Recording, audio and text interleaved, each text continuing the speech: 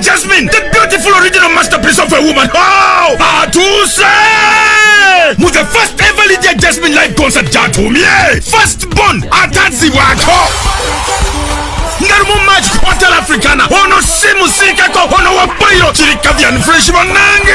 Okwinga shinje mtwale bili. Vyapi mtwale tanu. Emezi ya milioni satu. Ndabili machi alikagadi mchisawe. Atenga satu machi. Aliku Colping Hotel Hoima. Omtwale kumune vyapi mtwale bili wona. Omwana yimbe bisoge na bimene goosebumps. Waktoka sendongo hit to hit. Murete biwala. Be first born. Ebiwaza. Sisi wako. Bibegi otabade. Nabi. Mkuwanja. Mveni noka pesa. Olo nebitegekebwa.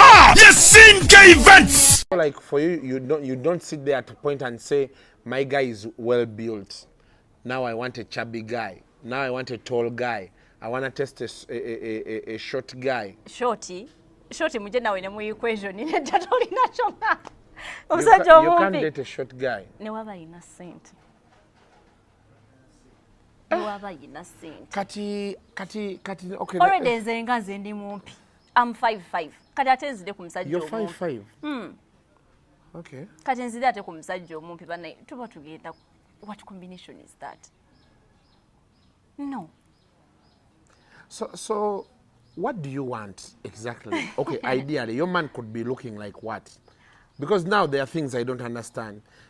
We had a discussion and it was about the money. Yeah.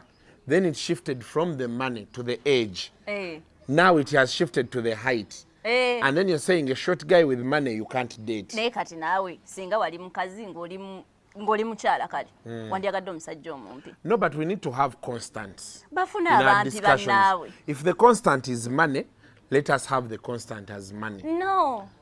If money is the constant, come when you have the money and already tall. You know what is Sasha, this by having qualities? Nedda kati ate obeera omumpi. Obeera omumpi ng'olina ssente mba sigenda tambula nawe mu bantu. Bw'oba n'olubuto nti tetwagala wa lubuto. Kati ate bengattako ssente, I can think about it. Kati omusajja omumpi mu mugobye alina ssente ze. Kati tubuulire, what is in your life, among the qualities you want in a man, what is the constant? Height and money. Shukra Herbal Solutions ekatwe abakugu mu kujjanjaba endwadde ez'enjawulo nga tukozesa eddagala ly'obutonde gwatawanyizibwa ulcers, ekigalanga oba ebizimba jangu ofuna obujjanjabi ate gwe wa syphilis oba muyite kabootongo dduka misinde kubanga wano ku Shukra tumujjanjaba n'awonera ddala. Naawe ataggwako infections tukuwa infection pills ku bbeeyi ensaamusaamu. Omukyala nga tozaala tulina eddagala erisembeza amagi ne tube cleanser ng'eno eyoza mu nseke. Oyagala mazzi agamansuka oba gana agaseerera jangu weefunire ka more squat ne ka water flow owona okusalwako omugambo nti akulozaako yadduka. Koka 3-in-1 kaayitiridde anti kawoomya supu ne kamufunza ate ne kamubugumya byonna mu lunywa lumu. Naawe ataafuna mukisa kukyalira nsiko weekwate ka pulling gel ka Shukra ate nga tulina n'akasenge ku ttabi lyaffe katwe basenga abakugu bwe banaakuyambira mu nsonga z'okusika. Ate gwe ayagala okugejjesa bbiini obeere ne kinambaale bwaguuga tulina clit oil ekuwa size eyo yennyini gy'onoonyeza ebbanga. Gwe omwami ayagala okulwa mu kisaawe tetukusuuliridde twakukoledde ka jab ointment nga kano naawe yakozesaako enkola y'okwematiza oba giyite masturbation kajja kukolera oddeku original. Oyagala kusala mugejjo naye ng'obudde bwa jimu tobulina jangu tukuwe slimming tea. Naawe ayagala okugejjamu tulina weight gain products ez'enjawulo ezigenda okukyusa endabikaayo. By'osiba bikutuka oba bandoga wagifuula ng'ombe wuwo tulina lack powder ne kyambuluzi agoba ebisiraani n'ebyokoola ebisibya emirimu gyo. Gw'alina omwagalwa eyakubulako jangu tukuwe Caritan oil ajja kudda zambiro ate gw'ataweebwa jangu tukuwe kamuweebwa extra olikomawo kwebaza. Tutunda kamu ate nga tusuubuza n'okusuubuza. Gw'atwetaaze tukubire ku nooti 751 884 43 14 oba ku WhatsApp ku nooti 777 74 85 73 ne ku nooti 744 85 68 77. Shukra Pure Herbal Solutions.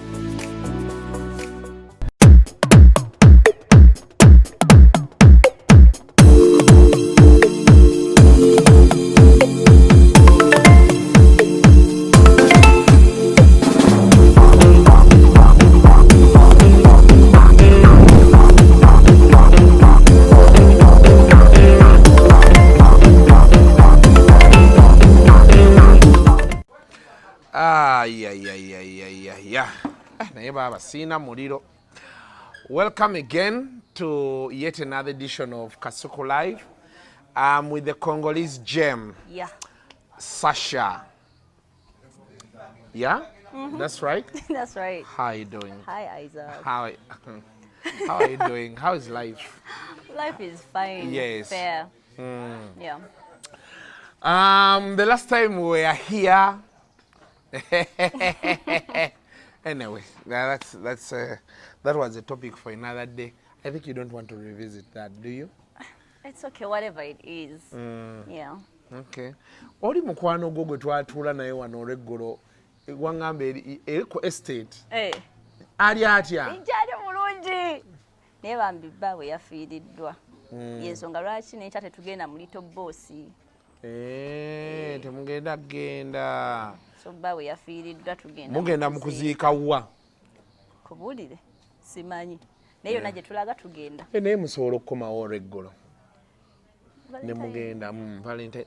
By the way, how are you spending your Valentine? Well, owa baby ategese biki mbadde nesunze Little Boss, but You were going with your boyfriend? No, I was going with Patricia, that lady, that friend of mine, yeah. Ne katengeri jafiiriddwa. So what then happens to your boyfriend? You or kubano for us every day is Valentine. Well, every day could be Valentine's because personally, like in the relationship yange, every 7th is literally Valentine's. So, every 7th of every month is literally Valentine's. Okay, what's that supposed to mean? It's a special day. Oh, for you guys. Yeah, so Valentine's ajja kumpa ebirabo muwe ebirabo namugulidde ebirabo naye ebirabo yammwe bya bbeeyi. Naye neewaddeyo ne mmugulira ebirabo. Nengamba ekijja kijje naye kaasanyuke bambi angulidde ebirabo kuva ddi ampadde biki nange kamusanyuseemu. So for the first time a woman is giving a man. Though Valentine's is not compulsory. What don't you mind? But why do people fuss a lot about Valentine's? Maybe because it's the trend, peer pressure itself, you know. Omuntu woli amuwadde ebimuli amukoledde biki amugulidde emmotoka n'oli naye n'agamba nange njagala, but it's not actually it's not like something that is really needed to be given a lot of time because wali yamatamba bonaabona naye nga faayo nnyo okulaba nga omuntu amuwadde Valentine's kubanga kyayagala. And Valentine's is not a public holiday, it's not a national Valentine's Day for abakatoliki tugikuza. Omukatoliki agende. We have Saint Valentine. Mama mayine Saint Valentine's yamu. Naye kati eyaluna abakatoliki mwenna mugende mununevu mugende abateekekevu era omukatoliki yenna wa complaining nti tafunye kirabo ku luno. Manya si mukatoliki mutuufu. Ayina genda mu Keleziya afune evvu. Kuba Bayibuli etugamba nti kigasa kyo fiirwa eby'omuggulu n'ofuna eby'okunsi kati bagende mu Keleziya bafune ebyo. Babeeraawo. Kati omukatoliki simulaba ng'ayogera. Now, so many people have come out to say abantu be interviewing nze abasinga bangambye nti Kasuku we want money. The last time we were speaking here with you were like money is paramount for everything. Yeah. How important is money in any relationship? At the beginning, during and after? Well, at the beginning, money again attracting literally everything. Or you know wabira movie ngakuwa sente. At the beginning of the relationship, people will be like, it's okay, kastampa.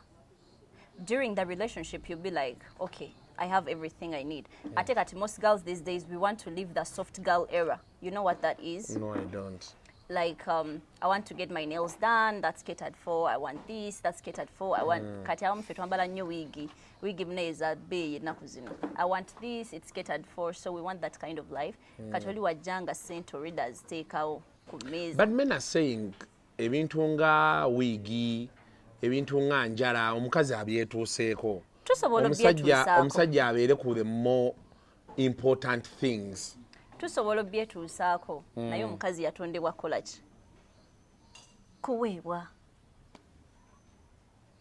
Okimanyi kino omukazi wo ewaka asobola okwetuusaako ez'akameeza naye lwaki okalekawo ng'ate asobola oziteekawo naye olekawo ez'akameeza lwa nsonga omukazi alina okuweebwa era abakazi tulina okuweebwa naye nze like what I advise boys boys not men. Bobera ng'oli eyo oli mu kuhustling, oli mu struggles bambi ofuna emitwalo 2 omwezi or less, bambi teweebonyabonya nnyo ofuna birabo bya Valentine. You can celebrate it another day.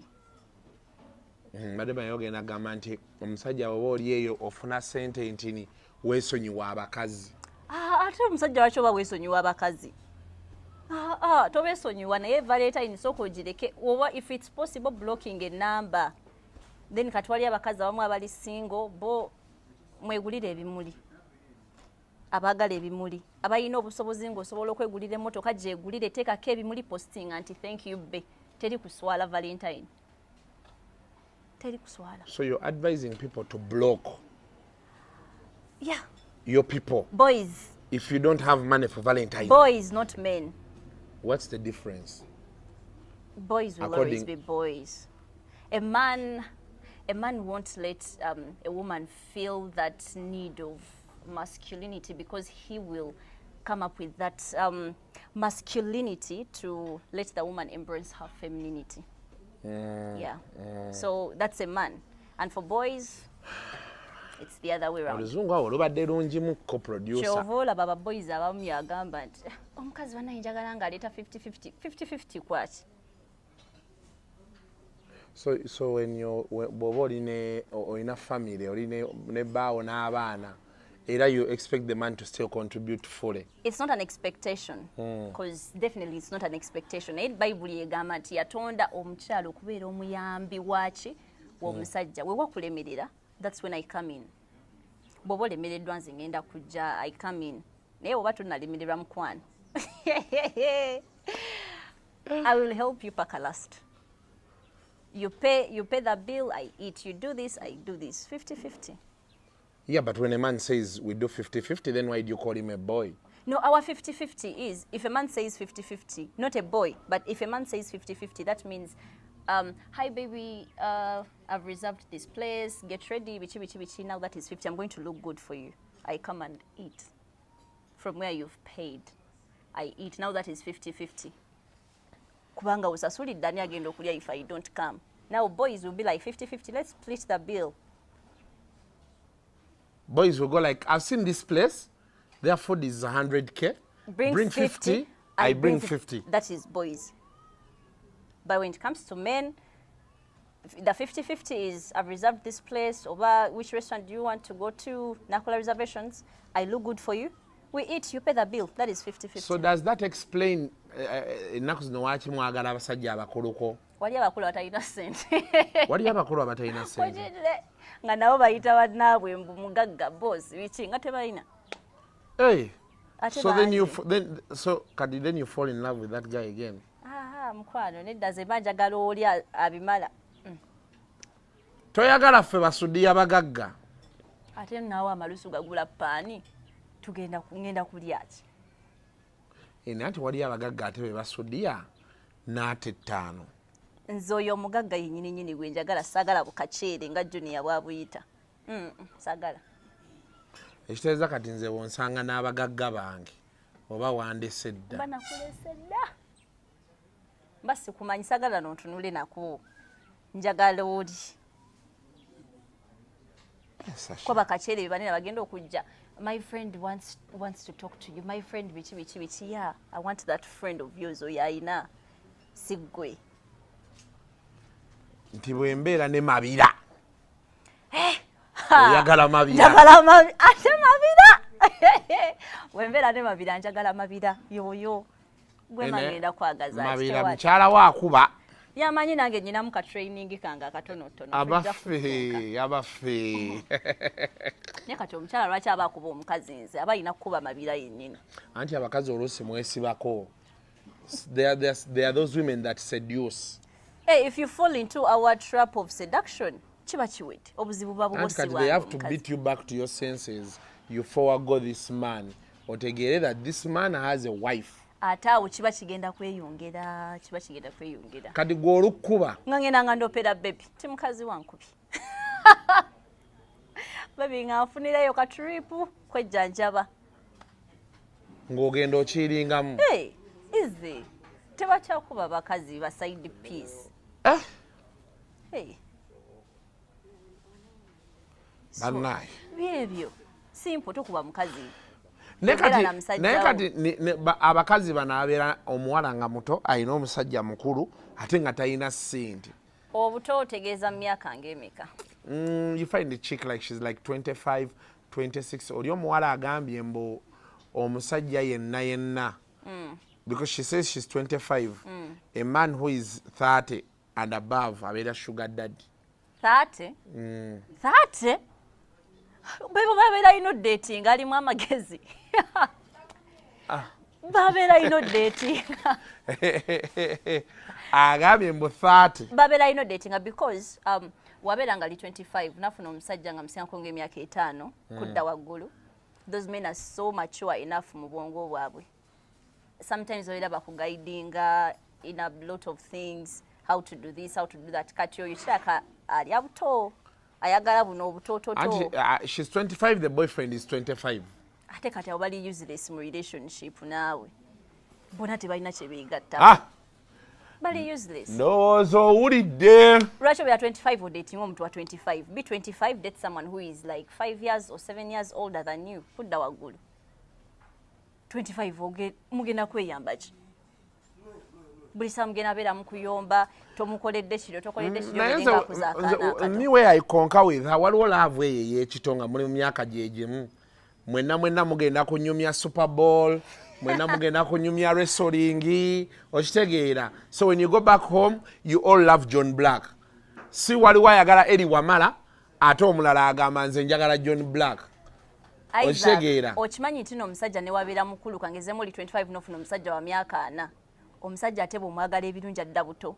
Natandika kweyisa kito.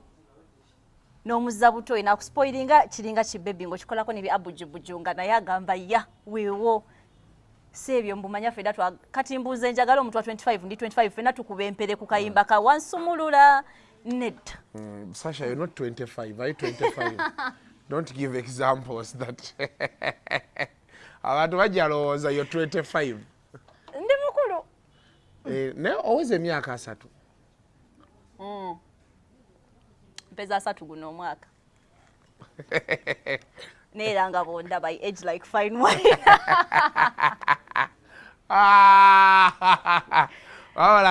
Hey. So the idea that you could date a man who is like 35? 35, that's young. You don't date a 35-year-old? No, that's young. Oya bagenda kunumya mutwe ate mbere mu stress zabiri. Baby, you didn't pick my phone. You didn't pick up a call. Bichi. You blue ticked me. You blue ticked me. Abo ne bugre tiki bubaluma. Libize nonya send onyumiza blue tiki. So you could date a guy who is like 50? Yeah. But isn't that like your dad? Gomanyi tatanga ine emyaka emeka? Your dad could be like 55 or 60. 55 nga bamaze emyaka nga 45 kudda waggulu mu bufumbo ne mama wange. Balina abaana 6 nze last born. Olowooza ine emyaka. Gwe last born ye wammwe? Nze last born. Naye era bw'omutunulira olaba nti akyayimiridde. Yeah, but why could you date a 50-year-old man? Because why not? If that's the person I love, if that's the man that is God sent and heaven sent, nga lwaki nedda? Okay, but could you date him when he's broke? No. Because no, okay, but if he's heaven sent and he's broke. Awo nkwano ngende wakatona nensizukuka nensaba ku ssaawa 9 Mukama nsasiro n'omuntu mujje mu bulamu bwange. Take away the love I have for him, bring the right person with money. Yeah, but then you can meet a 35-year-old with money. Obumunayobera busmart waya kati abeera agenda kwagala ayagale n'oli era ayagala kulya matooke enkya bijanjala enkya bumonde. You know what I mean. So you want a guy who is going to eat bumonde all through. That is you. Well. But there's something I've never really understood. Women, you complain about the man jumping from here to here to here. But a woman can have like 4 men. And she's ideally okay with it. We no longer complain. We used to complain back then, but ennaku zino tetukyali complaining. Women are smart cheaters. But then women actually cheat for love. But men just cheat because, you know, leero ayagala kulya ku mweru enkya muddugavu leero mutono dako munene just like that. So like for you, you don't sit there at a point and say, my guy is well built. Now I want a chubby guy. Now I want a tall guy. I want to test a short guy. Shorty muje nawe ne mu equation ne tatolina kyonna. Omusajja omumpi. You can't date a short guy. Ne waba ina sente. Ne waba ina sente. Kati okay. Already nzenga nze ndi mumpi. I'm 5'5". Kati ate nzide ku musajja You're omumpi. 5'5". Okay. Kati nzide ate ku musajja omumpi bana tuba tugenda. What combination is that? No. So what do you want exactly? Okay, ideally, your man could be looking like what? Because now there are things I don't understand. We had a discussion and it was about the money. Yeah. Then it shifted from the money to the age. Eh. Now it has shifted to the height. Eh. And then you're saying a short guy with money you can't date. Naye kati naawe singa wali mukazi ng'oli mukyala kale wandyagadde omusajja omumpi. No, but we need to have constants Bafuna in our abampi discussions. bannaawe. If the constant is money, let us have the constant as money. No. If money is the constant, come when you have the money and already tall. Ate nekirala. You know what it means Sasha by having muleme qualities. kutubonyabonya b'emutyo. Nedda kati ate obeera omumpi. Muleme tubonyabonya b'emutyo. Bw'obeera omumpi ng'olina ssente mba sigenda tambula nawe mu bantu. Bw'oba n'olubuto nti tetwagala wa lubuto. Kati ate bengattako ssente, I can think about it. Kati omusajja omumpi mu mugobye alina ssente ze. Kati tubuulire, what is the in your life among the qualities you want in a man, what is the constant? Height and money. Those ones zigenda bwe ziti. Koza omusajja omumpi ne obeera ne ssente ngenda zirya naye sigenda tambula nawe mu bantu. Omusajja omumpi aswaza. Hey. Mba sigenda tambula nawe mu bantu naye nga ssente zo nzirya twesisinkanayo mu bufo eyo muntu tugenze ngeyo ku Sandiata Beach eyo ne tumalayo nga wiiki. Ne nkomawo nga gwe bebi wange era nkutwaleyo abantu gye batatulabira. Omusajja omumpi gwe. Kati ate omusajja yeyerusa. Ate nawe tondetera mama ndi mukongo ate njagala omusajja yeyerusa ninga ali kongo. Baba nga yeyerusa nga alina ssente ze. Nze omusajja ne wobeera mweru saagala. Abasajja abeeru balina engeri gye bafaananamu oba ki ne wabeera nga ali ku nnakyo nga mweru saagala. Kati nze nyina mukwano gwange Shibantate ayagala nnyo omusajja omweru era alina omusajja we mweru naye mweru. I love their relationship. They are okay kuba yekyayagala. Naye nze ngaza omusajja omweru. Tebazaala alubino. Byebyo nanti naye tebasobola. Naye nze omusajja omweru saagala alina engeri gyanfaananiramu ng'oba ki already ndi mweru. So a short guy, no? Light skinned? No. Bleaching guy? No, never. So could you date a mugged guy? Mugged I would. Ngalina. Yeah, but now the things you're saying, they don't work together. Rarely do you find a great body with money. Mugged I would. But tell you what, nze sagala by the way 6 packs bichebe. Personally, because my person taina 6 packs. I know lubuto. Kati ngolwo. Size. Ngolwange. So ideally, I mean your sizes. Ngolwo. Just obulamu akakasente akakamalayo akako. Yeah. Ne interview mumulinnya. Bemufuna omukisa. Zankulinnya. Interview abofuna omukisa ogumulinnyirira. Sina ssente. Obulamu. Toineze zimalayo. Ankoroni. Okiwulidde. We still have to work hard, my brother. Kubanga olubuto kweruli. Olubuto kweruli. Kaiti size ate size nze njagala ngezo zile za baroni tondeetera. Toyagala bajjayani. Norde nze ndi katini. Kati ate ndi omusajja omutini. No obutini. The size not the height. The size. Kati eyo tondeetera. Kibuyaga wajani ageno tasani. Ndeka fe natudu. Kati kibuyaga bajja kunze naawe ani ataasa munne. Anti gwombika bwoti. Abaffe. Abaffe. Naye kati omuntu mumulinnya misana. Kati why am I dieting? Kati yensonga kasukuna gamba togenda nawe ku diet soko zireke paka wawulira nga tokyassa nga wudda ku diet.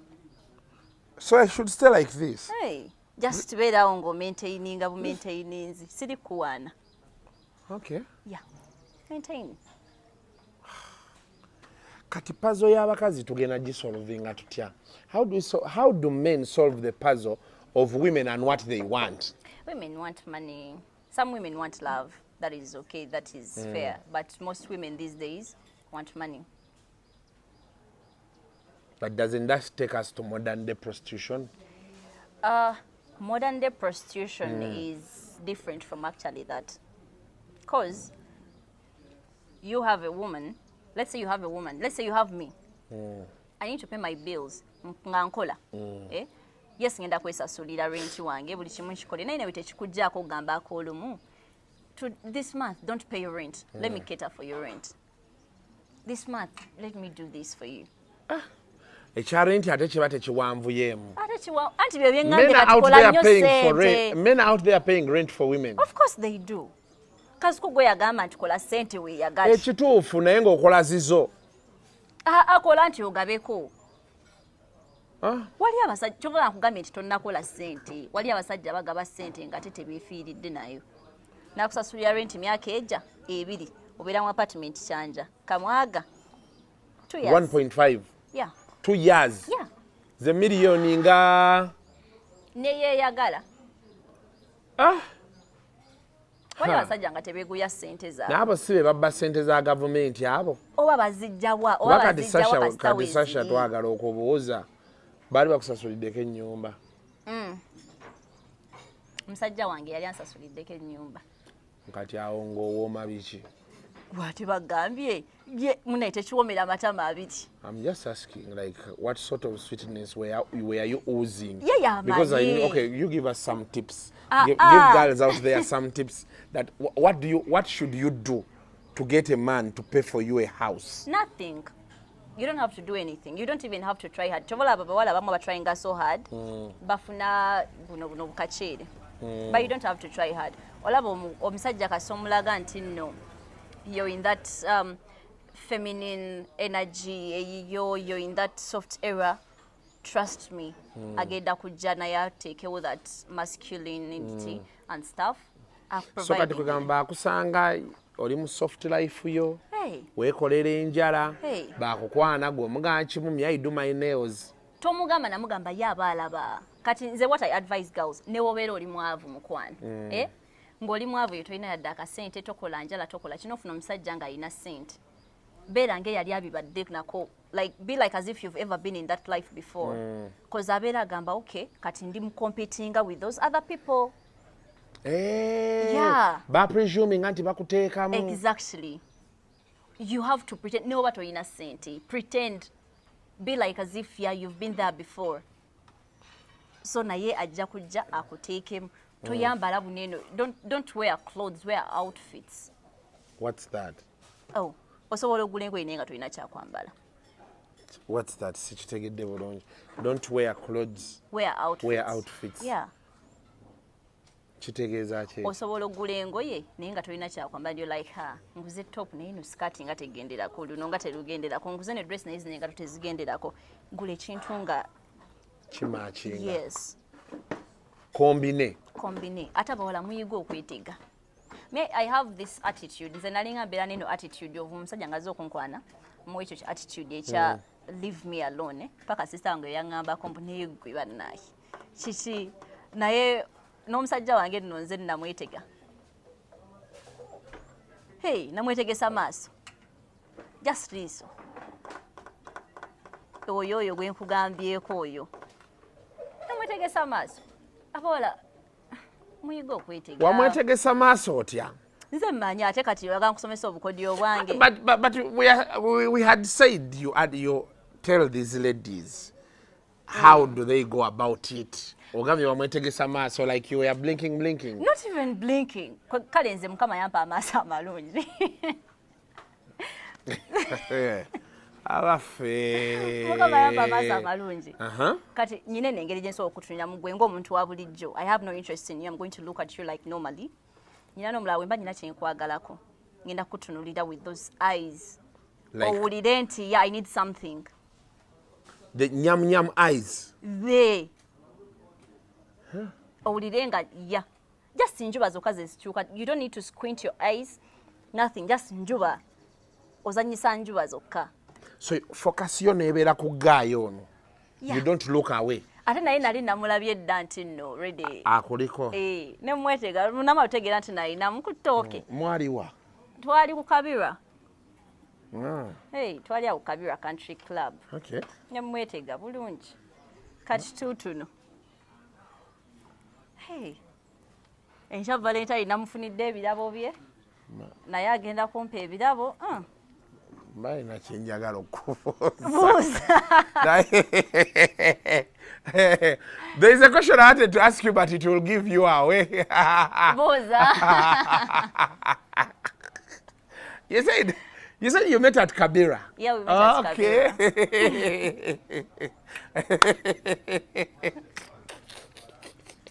Kabira. Sasha, why you want ma? So you looked at this guy. Chokaze nali byange. Nga only munye yezanya.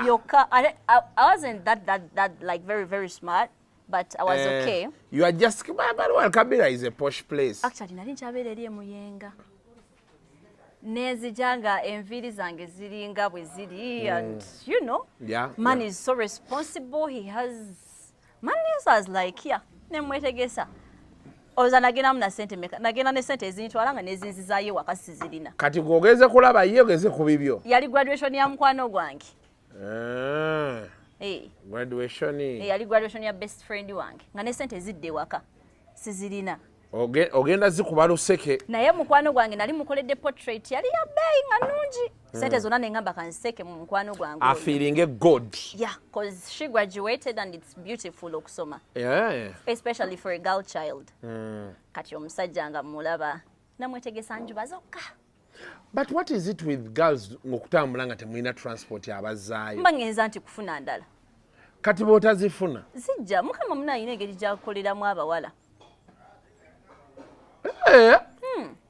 kwegamba abawala tuli God's favorite kuba olaba kati nagenda sirina non-dropping ewaka actually gwe singa kunyumiza emboozi njajja kunyumiza off camera nga nezinzayo sizirina yan-dropping nampa ne sente just yakulabye is trying to persuade you ate kati awo era nange neŋŋamba kati awo nsisikidde ddala eriyo kolaba agabirako n'ako akasente ke bagabirako kaba kaaki ziba za transport ng'ate nkuleeseeko kyekugambye nti kola nnyo sente tonnatuukayo waliyo abantu abamu nga agenda kukutwala ku transport ayinza okusindikira oba nga ye najja n'akunona n'ate n'akuwa ne sente za transport ezikuleeta akuwadde za transport n'akunona n'akuzaayo n'akuwa n'ere za transport n'akuwa ne upkeep. That is life. Well, ebyabakazi bwe bityo kazi tebiri nnyo complicated biri complicated tebiri Isaac olanga omukyala wo kale ayambala nnyo wiigi genda wali eri omugulire wiigi ya $600 you know yeyagati. This wig is how much? Eno nagigula 600 ku Hawig Hub gendayo mukwano Hawig Hub ate nno manyani yajingulira ani oyo omusajja omumpi gwe mbadde nkugamba nti nno nayinayo omusajja wange omumpi nyangamba baby ate bw'ovaawo toyagala basajja bampi anti kyendagaye mno woba omwagadde omwagalira eyo mu nkukutu nga tebakulaba kati omuntu ogutaddeko $600 what was your GPA what was your GPA kuba oli yagamba omutwe omukalu oguteekako otya sente ezo zonna. What was you had first class, second class upper? By the way, I'm first class upper. I think I call agriculture. You did Greek? Yeah. Nze ndi mulimi. Awedde emirimu. Okay. First class upper. Guys, I think this is where we call it a day from. Naye nga Valentine abakatuliki bw'otafuna birabo genda mu Kereziya. Boy, if you complain, manya oli mukafiiri. Koze evvu lyabwereere si lya ssente. Kigasa ky'ofuna eby'oku nsi n'ofiirwa eby'omu ggulu. Bagamba nti of what use is it to gain the whole world and miss heaven? Valentine Jason, you will focus on Ash Wednesday. Peace, y'all.